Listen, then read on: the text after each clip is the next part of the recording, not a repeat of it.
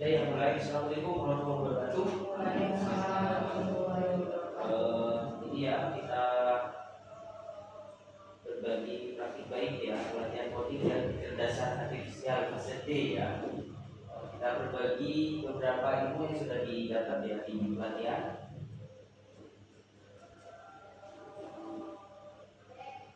Nah, yang pertama itu tentang urgensinya kenapa sih tiba-tiba ada AI. Nah ini ya, di modul itu ini integrasi coding akan meningkatkan literasi digital dan memahami masalah, mengajarkan keterampilan berbagai komputasional, analisis data, algoritma, programan, etika KA. KA ini kecerdasan artifisial ya, kecerdasan buatan.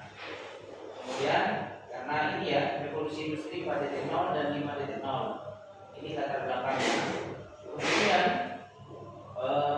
di keterampilan abad 21 ya melalui KKA. Di sini ini ada keterampilan abad 21. Di PM kemarin sudah ada dibahas ini. Ada apa namanya? Pencarian masalah, kreativitas, analisis berpikir, kemudian kolaborasi, komunikasi, etika dan kreativitas. Nah, ini kerangka kerja pembelajaran mendalam. Sebenarnya pelatihan ini itu diadakan harusnya itu memang sebelumnya PM. Jadi harapannya itu sebenarnya penerapan PM nanti itu terbantu dengan adanya ini, karena kegiatan mendalamnya itu nanti lewat ini bisa itu awalnya ya. Kemudian ini capaiannya, untuk capaiannya itu ini fase C, fase D, fase E. Ini SD, SMP, ini SMA. Jadi yang SMP itu ada berpikir komputasional, literasi digital ya, kemudian algoritma pemrograman. Nah ini yang ditakutin kemarin, ternyata itu adanya di SMA, jadi nggak ada di SMP. Kemudian literasi etika, kalau ini ada semua, ya pemanfaatan dan pengembangan kecerdasan artifisial, jadi penggunaan AI itu. Kemudian, nah konsep coding dan kecerdasan artifisial itu sebenarnya ada 3 ini ya, menu utama ya. Jadi yang pertama itu berpikir komputasional. Sikap dan keterampilan yang dapat diterapkan secara universal dilakukan melalui dekomposisi, pengenalan pola, abstraksi, dan berpikir algoritmik.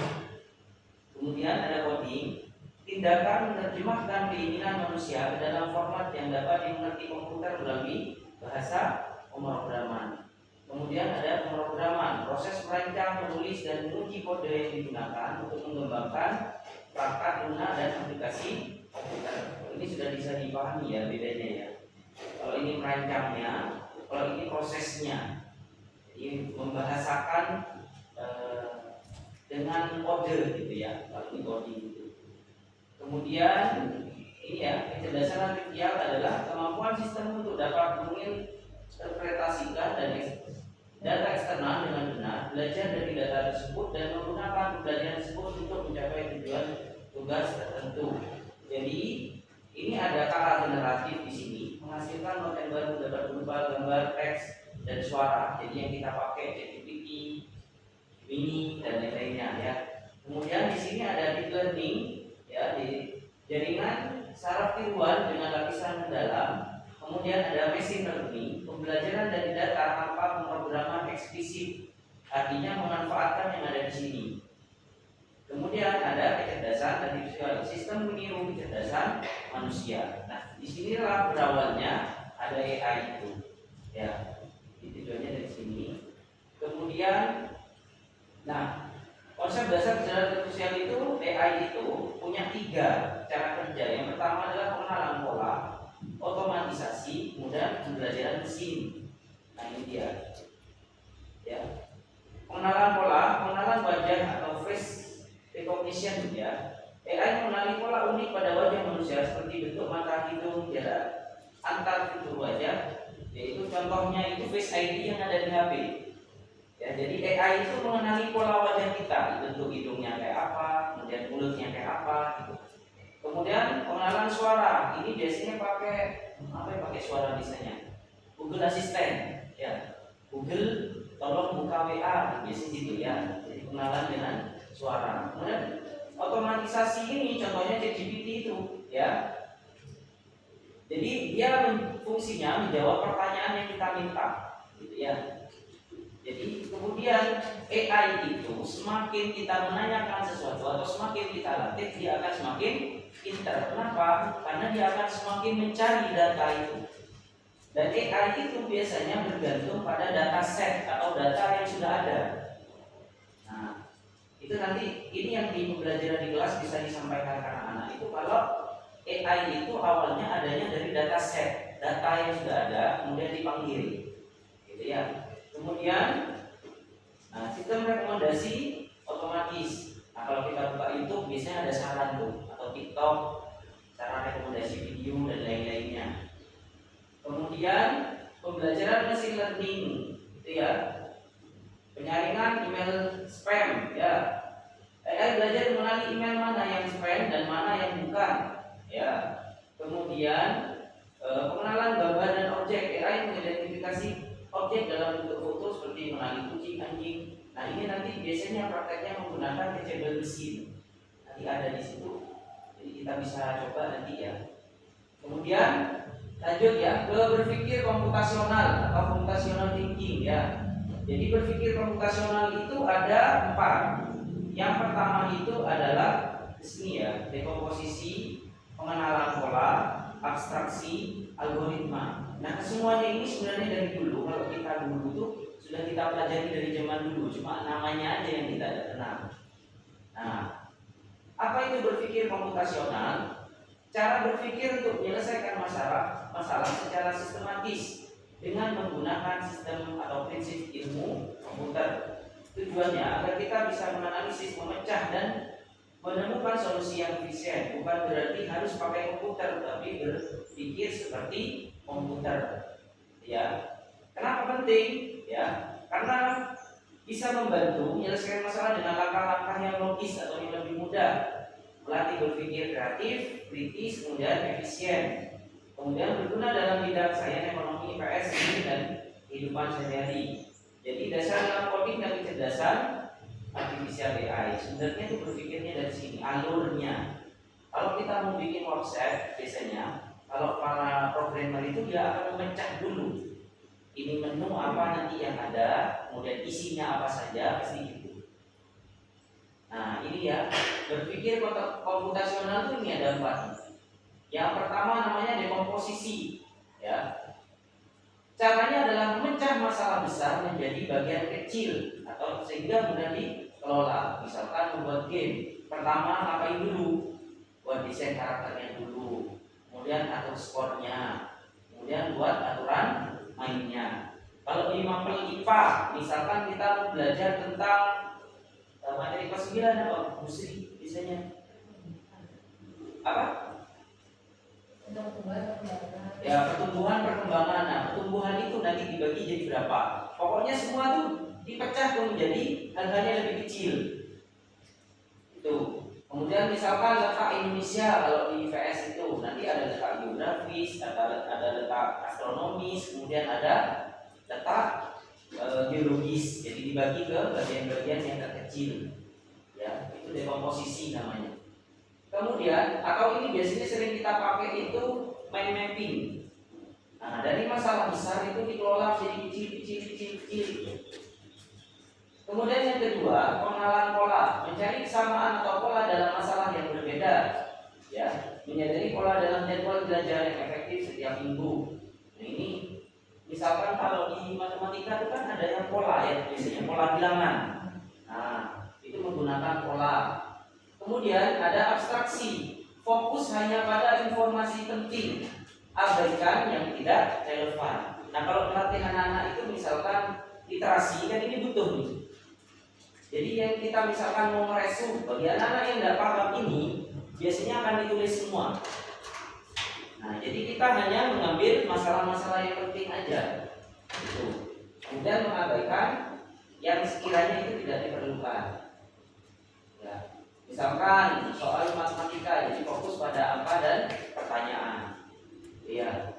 Kemudian ada algoritma, yaitu menyusun langkah-langkah sistematis untuk menyelesaikan masalah. Ya.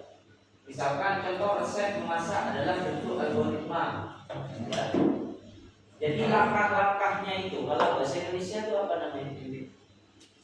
Teks apa namanya? Prosedur. Nah, itu sebenarnya masuk ini algoritma ini. Ya, secara tidak langsung anak itu sudah menerapkan ini. Nah, berpikir komputasional itu gimana caranya? Nanti kita di kelas itu bisa memanfaatkan beberapa ini sesuai kondisi yang diperlukan. Misalkan, itu biasanya anak-anak kalau di buku digital itu kan penuh materinya. Maka yang dibutuhkan adalah ini, kemudian ini yang dibutuhkan. Misalkan ada prosedur, misalkan tentang tes prosedur, berarti ini yang dipakai. Dan matematika ya rata-rata matematika. Kemudian, nah ini contoh sederhana dalam kehidupan. Menyusun jadwal belajar ini masuknya di komposisi sama algoritma tadi. Kemudian menyusun rencana liburan, ini pola, ya. Kemudian abstraksi. Kemudian memecahkan soal matematika itu bisa dipakai semua. Hitung soalnya, kemudian membuat program komputer jelas semuanya dipakai. Nah, contoh di dunia nyata, Google Maps menggunakan algoritma untuk mencari rute tercepat. Kemudian di YouTube mengenali pola tontonan untuk memberi rekomendasi. Biasanya cenderung yang kita klik di di TikTok maupun di YouTube itu kecenderungan akan ada rekomendasi yang diberikan. Biasanya yang muncul itu yang sering kita tonton biasanya. Itu pakai ini, kenalan pola. Kemudian AI chatbot. Ini biasanya chatbot ini ChatGPT gitu ya. Jadi dari pertanyaan kemudian dia memberikan jawaban. Ya, sampai ke hal yang logis. Bahkan kita pakai bahasa apapun yang misalkan bahasa gaul, jadi dia tetap bakalan menjawab. Kemudian, nah, beberapa contoh jenis AI populer. Nah, ini ada text to image bisa dipakainya. Jadi dari teks menjadi gambar. Waktu itu Wibit pakai apa? Begini ya, foto ya. Tapi fotonya ya dari foto sudah ya, hanya diedit. Kemudian ada text to video yang sering dipakai itu ini sekarang. Gen 1 ini. Kemudian text to mode, kemudian text to audio. Ini ada yang ada di sini ada Suno.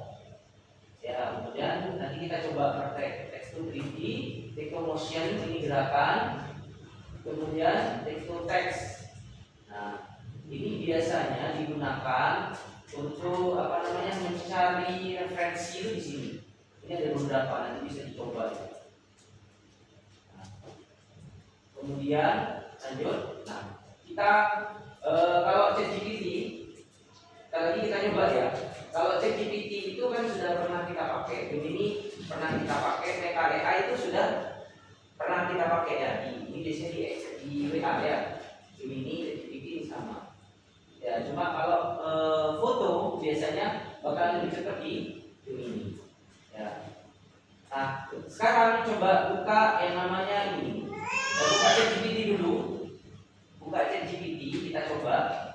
Buka ChatGPT, kemudian kita coba membuat lagu di Suno AI.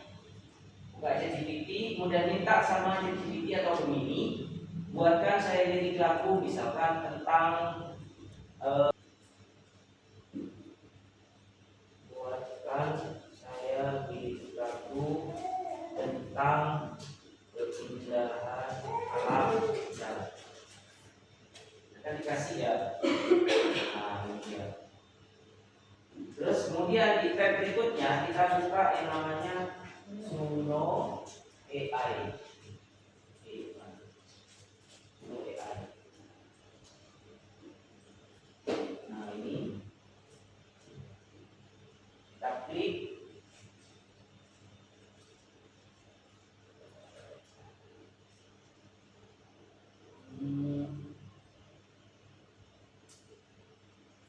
Ya.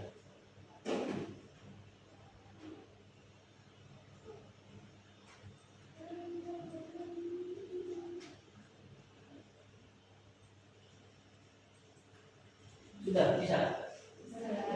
Bisa. Coba di situ apa tampilannya?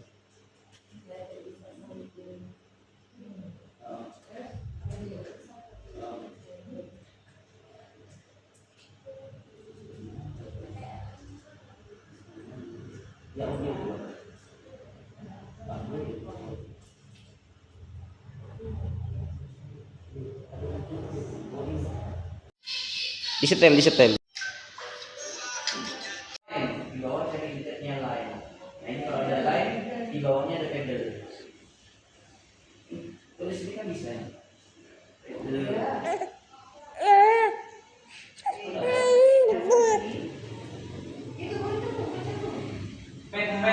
Pet aja. Wire dari sini warnanya. Jadi nanti ini kita klik. Nah artinya wire ini klik bendera. Nanti ketika memainkan gamenya kita klik ini. Ketika diklik ini maka semua fungsi kode yang ada di sini akan berfungsi.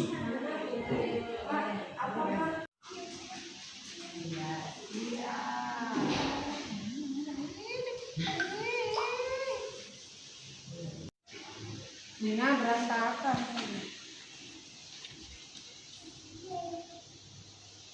Berantakan. Saya pakai ini sudah dihiasi.